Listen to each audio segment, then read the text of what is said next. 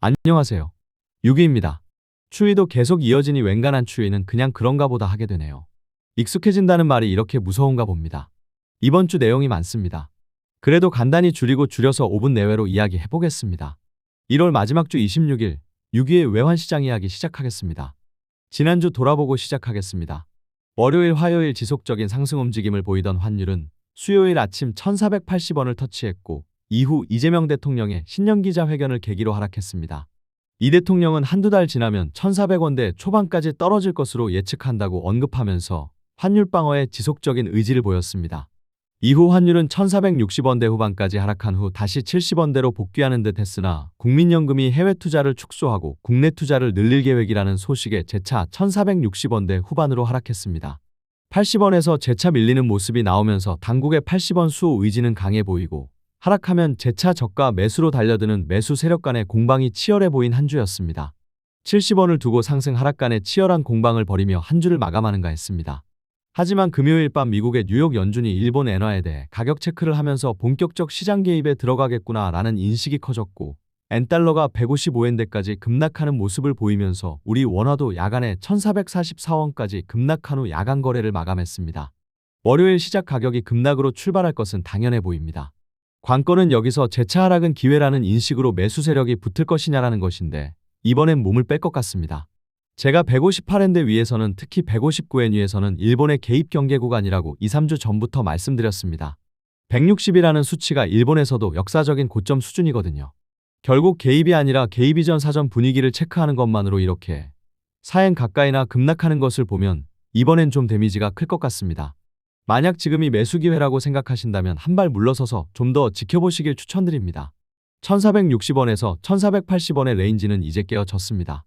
여기서 실질적인 미일 간의 개입 공조가 이루어진다면 엔화는 150엔대 초반, 원화도 1400원 초반까지 하락할 수 있겠다는 생각입니다.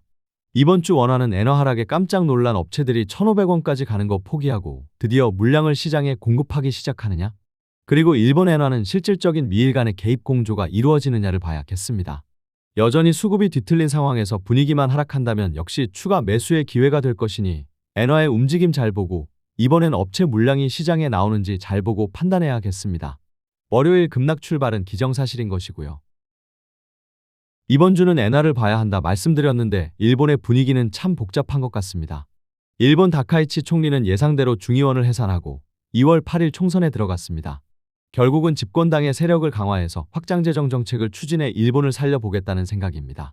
그러면 시중에 유동자금이 많아지니 자연스럽게 엔화는 약세를 보이게 될 것입니다.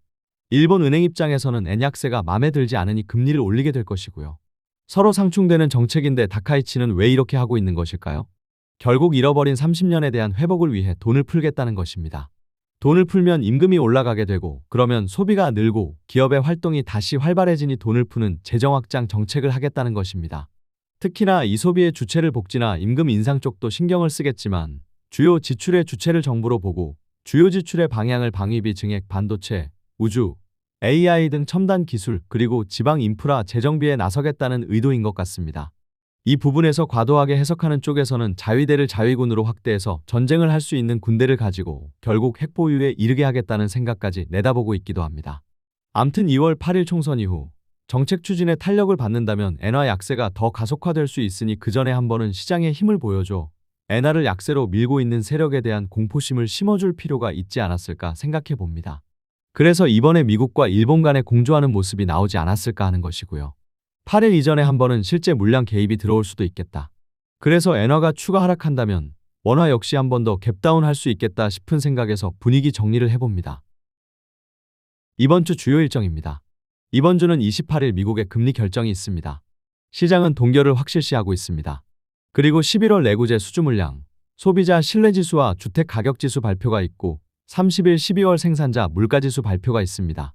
연준회의가 있는 주이고 시장의 지표의 비중은 커 보이지 않아 큰 이슈는 없을 것 같습니다. 그리고 호주가 28일 소비자 물가지수 발표가 있는데 여기서 예상보다 높게 나온다면 호주중앙은행은 2월 초 있을 금리 결정에서 금리를 인상하는 쪽으로 정책 전환을 할 수 있다고 언급하고 있어 향후 시장 전반의 금리 정책의 전환점이 될 수도 있다는 부분에서 주목해야 할 요인인 것 같습니다.